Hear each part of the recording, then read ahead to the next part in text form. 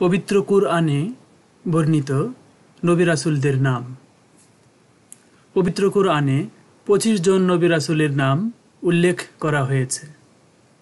আদম আলাইহিসসালাম, ইদ্রিস আলাইহিসসালাম, নূহ আলাইহিসসালাম, হুদ আলাইহিসসালাম, সালিহ আলাইহিসসালাম, ইব্রাহিম আলাইহিসসালাম, লূত আলাইহিসসালাম, ইসমাইল আলাইহিসসালাম, ইসহাক আলাইহিসসালাম, ইয়াকুব আলাইহিসসালাম, ইউসুফ আলাইহিসসালাম, শুআইব আলাইহিসসালাম, আইয়ুব আলাইহিসসালাম, মূসা আলাইহিসসালাম, হারুন আলাইহিসসালাম, দাউদ আলাইহিসসালাম, সুলাইমান আলাইহিসসালাম, ইলিয়াস আলাইহিসসালাম, ইয়াসা আলাইহিসসালাম, জুলকিফল আলাইহিসসালাম, ইউনুস আলাইহিসসালাম, জাকারিয়া আলাইহিসসালাম, ইয়াহইয়া আলাইহিসসালাম, ঈসা আলাইহিসসালাম এবং 25 নম্বর সর্বশেষ হযরত মুহাম্মদ সাল্লাল্লাহু আলাইহি ওয়াসাল্লাম।